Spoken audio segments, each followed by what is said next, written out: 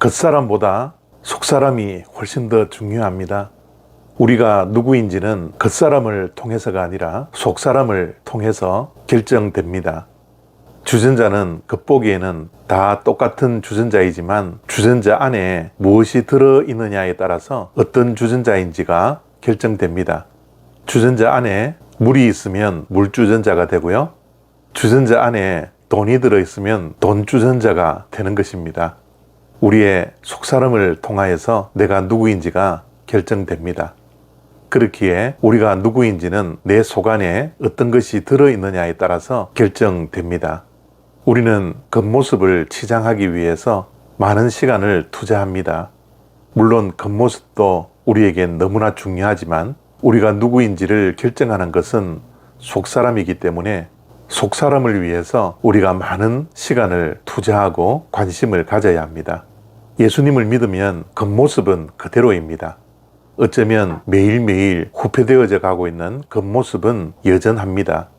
그러나 예수님을 믿으면 우리의 겉모습은 변화되지 않는다 할지라도 속사람이 변화되는 것이죠. 우리가 새로운 피조물이 되었다는 것은 겉모습이 변화된 것이 아니라 속사람이 변화되는 것입니다. 잠언 25장 28절 말씀입니다. 자기의 마음을 제어하지 아니하는 자는 성읍이 무너지고 성벽이 없는 것과 같으니라.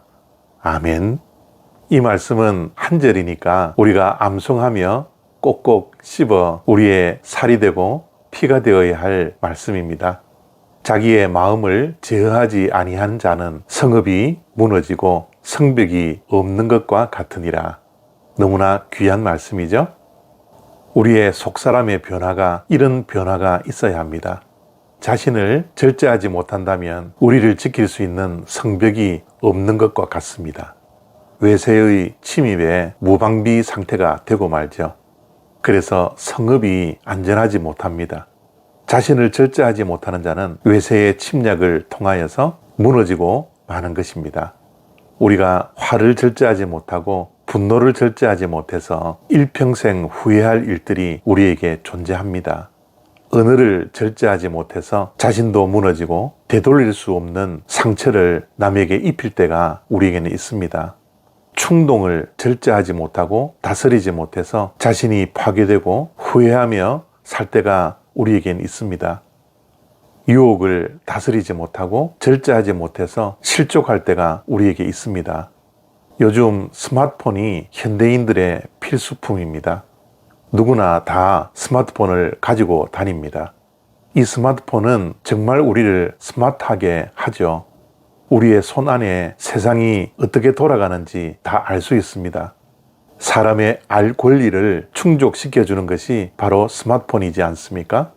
그런데 이 스마트폰을 절제하지 못하고 다스리지 못한다면 우리는 더욱더 피폐한 삶을 살 수밖에 없습니다. 시간을 낭비하고 눈도 좋아지지 않고 생각을 깊이 하지 않아 깊이가 없는 사람이 될 가능성이 많습니다. 어떨 때 운전을 하다 보면 다른 차에서 스마트폰을 하며 문자를 하며 위험하게 운전하는 자들을 종종 볼 수가 있습니다. 또한 예배를 드리는 가운데 스마트폰에 음이 울리고 예배 중에도 스마트폰을 들고 밖으로 나가는 분도 종종 있습니다. 아무리 좋은 것이라 할지라도 그것을 절제하고 다스리지 못한다면 좋은 것이 될 수가 없습니다. 우리가 운전을 하더라도 멈춤이 있는 것처럼 아무리 좋은 것이라 할지라도 절제하며 멈춤의 미학을 우리가 가져야 합니다. 자기 절제는 하루아침에 되는 것이 아니죠. 그러나 자기 절제를 할 수 있어야 합니다. 왜냐하면 자기의 마음을 제어하지 못하면 성읍이 무너지고 성벽이 없는 자와 같기 때문입니다.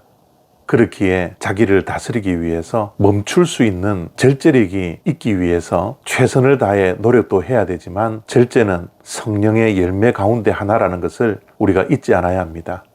성령 충만해질 때 우리가 절제할 수 있습니다. 우리의 마음을 다스리는 자가 될 수 있습니다. 그래서 멈추는 것도 절제하는 것도 다스리는 것도 자기 관리도 우리가 최선을 다해 노력해야 하지만 성령 충만해질 수 있도록, 그래서 성령의 열매를 통해서 자기 절제의 사람이 될 수 있는 은혜가 우리 모두에게 있기를 원합니다. 오늘 아무리 좋은 것이라 할지라도 지나치지 말고 적당하게 그 자리에 멈출 수 있는 자기 절제가 있는 하루가 되어지기를 바랍니다. 감사합니다.